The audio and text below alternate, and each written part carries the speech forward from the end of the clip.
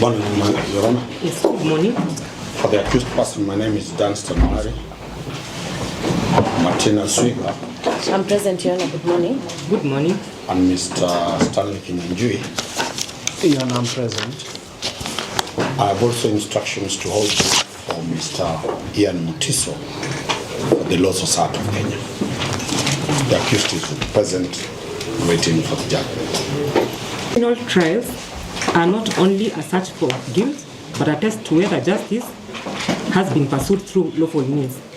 In this case, the accused person is charged with false publication, the particulars being that on the 13th day of November 2024, at an unknown place within the Republic of Kenya, he intentionally published fake data, being a funeral procession with a casket covered with a Kenyan flag, escorted by military officer in a ceremonial uniform, which he captioned, and I quote, "President William Ruto's body leaves Lee Funeral Home over computer system X using an X account, landlord at Gabi, with intent that the data shall be considered as authentic."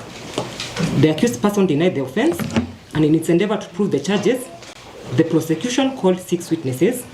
In defense, the accused gave a sworn statement and did not call any witness. So you'll allow me not to go through the summary of the evidence, which was quite lengthy. I want to go straight to the issues for determination.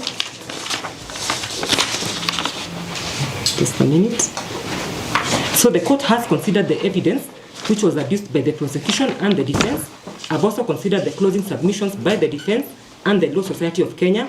In my considered view, the issues for determination were: 1, whether the prosecution proved the impunged publication originated from or was controlled by the accused person, and 2, whether the electronic evidence relied upon was lawfully obtained and admissible. So on the first issue, under section 22(1) of the Computer Misuse and Cybercrimes Act number 5 of 2018, it provides that a person who intentionally publishes false, misleading, or fictitious data or misinforms with the intent that the data shall be considered or acted upon as authentic with or without financial gain commits an offense. From the above provision, section 22(1) criminalizes the intentional publication of false information through a computer system where the publisher knows the information to be false and where the publication is calculated to cause panic, chaos, or damage of reputation.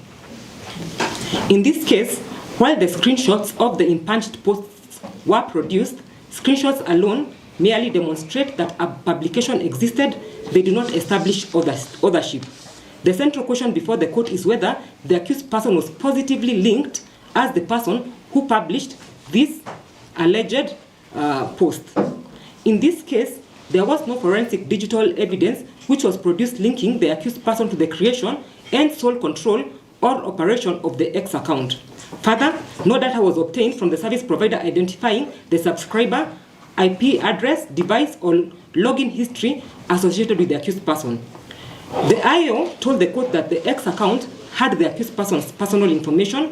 In his defense, the accused conceded that his personal details were in the account since he had been tasked to manage the account. The accused, however, clarified that 3 other people had access to the account. While the accused may not have named the other individuals who had access to the account, it's straight law that in a criminal trial, the burden of proof never shifts to an accused person.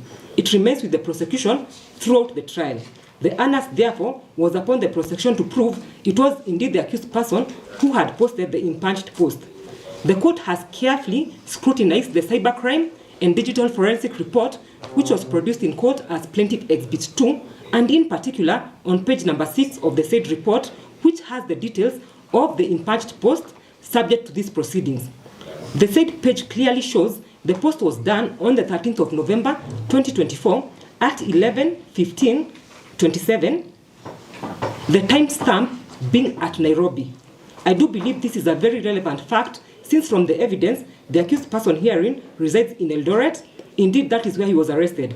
There was no evidence before the court that on the material day, the accused person was in Nairobi. This begs the question, if indeed the accused person was in Eldoret, how then did he post in Nairobi?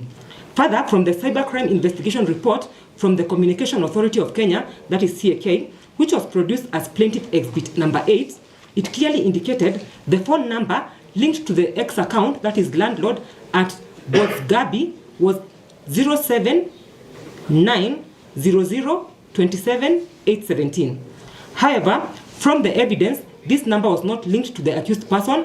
According to the witness from Safaricom, who was PW5, the accused person's phone number was 0799357515. Indeed, even in his defense, the accused person conceded to this fact. There was, however, no report produced in respect to the phone number 0790027817, which was linked to the X account in question. I believe this was either a very big oversight on the part of the investigators or a deliberate effort to eliminate culpability on anyone else, leaving the accused person to shoulder the blame alone.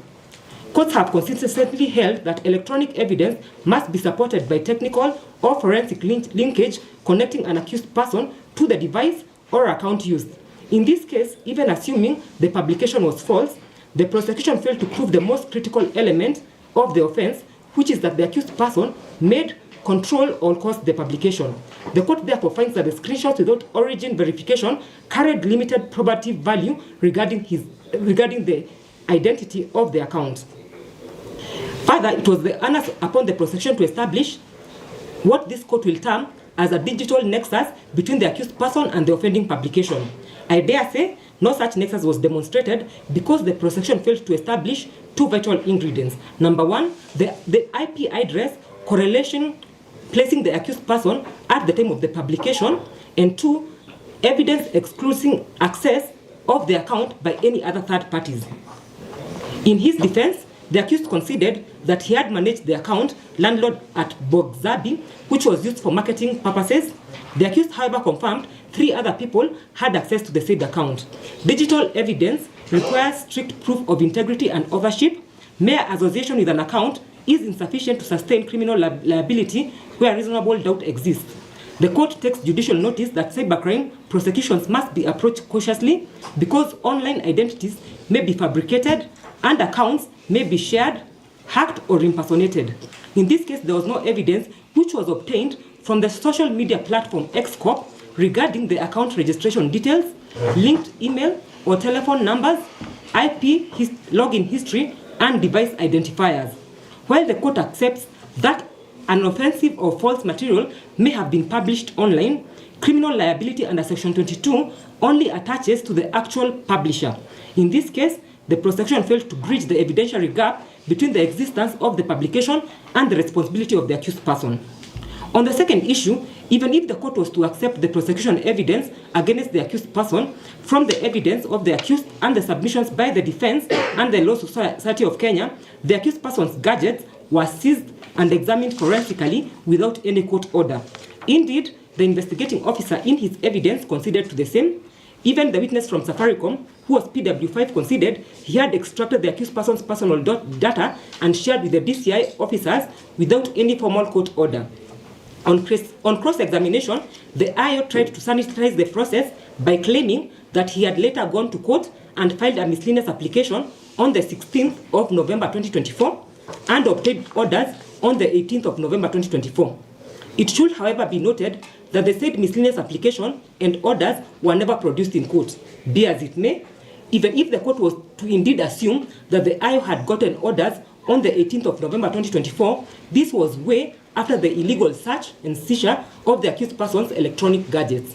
Under Article 31 of the Constitution, it guarantees every person the right to privacy, including the right not to have their person, home, or property searched or their possessions seized except in accordance with the law. Under Article 50, subsection 4 of the Constitution, it provides that evidence obtained in any manner that violates any right or fundamental freedom shall be excluded if the admission of that evidence will render the trial unfair or otherwise be detrimental to the administration of justice. In the case of Ismail Mwana Otieno versus Republic, the court observed that evidence obtained in a manner that violates any right or fundamental freedom in the Bill of Rights shall be excluded if the admission of that evidence will render the trial unfair or would otherwise be detrimental to the administration of justice.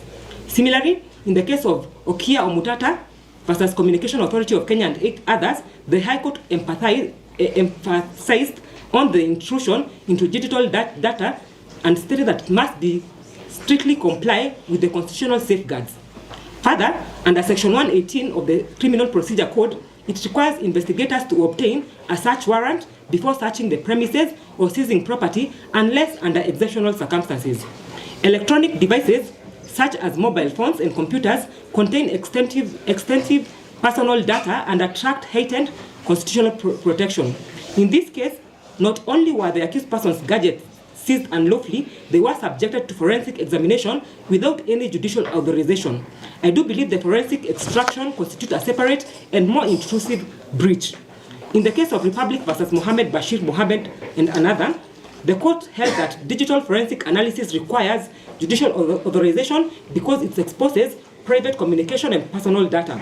In this case, the investigators disregarded the constitutional safeguards since the post in question involved the President of the Republic of Kenya. However, under Article 27 of the Constitution, it guarantees equal protection of the law, while Article 244 obligates the National Police Service to comply with constitutional safeguards and respect human rights. The fact that a publication mentions or concerns the President does not suspend the constitutional safeguards or justify investigative shortcuts. The criminal process must never become a tool of expediency merely because the subject of the alleged offense is high-ranking or politically sensitive. Constitutional safeguards exist precisely for such moments. The court finds the investigators bypassed the legal safeguards due to the perceived gravity of the post involving the President.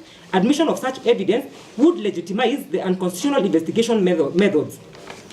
Constitutional rights are tested more severely in moments of public pressure, and it's precise at such moments that courts must insist on strict adherence of due process. Having excluded the unlawfully obtained evidence and finding no independent proof linking the accused person to the impunged publication, this court finds that the prosecution has failed to discharge the burden of proof beyond any reasonable doubt. Accordingly, the accused person is hereby acquitted under Section 215 of the CPC.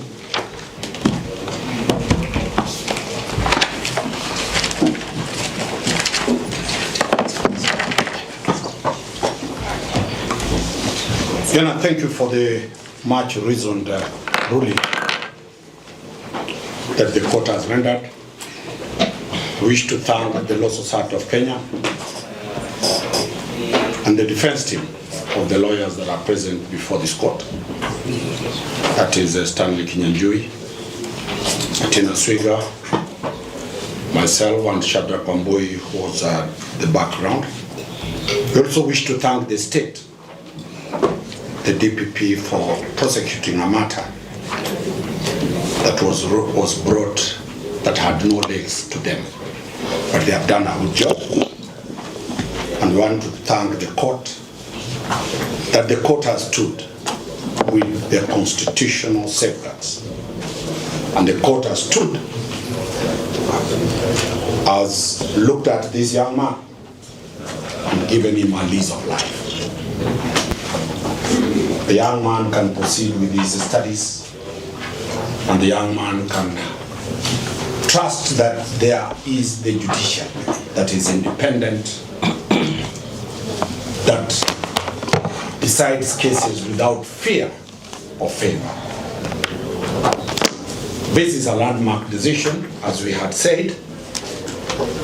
It was the only matter out of the demonstrations that has gone to judgment. All the others were withdrawn, and we thank the court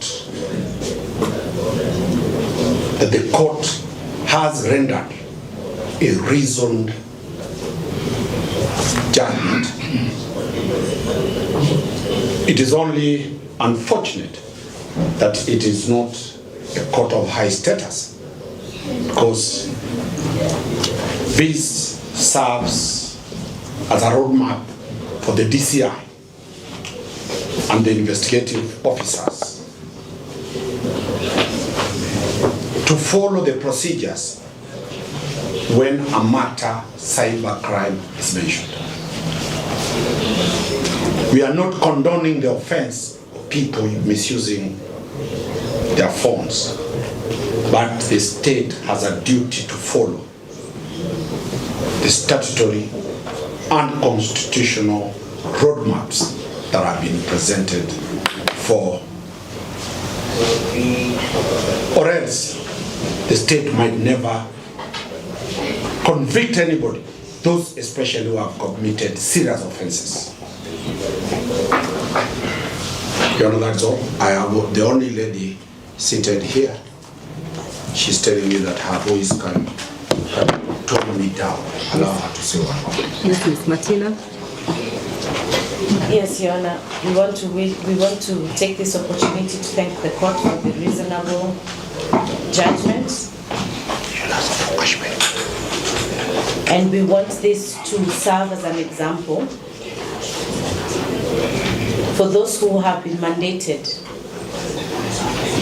with law enforcement and discharging their mandates, that they should follow what has been prescribed in the Constitution without fear or favor of any person, and that the ordinary mwananchi, the ordinary Kenyans, will not be subjected to unfair treatment in the criminal justice system,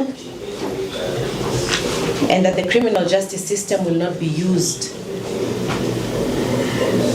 as a ploy to show who is stronger than the other. Your Honor, we are grateful for your judgment. Thanks. Your Honor, mine is just 2 shillings be returned to the depositor.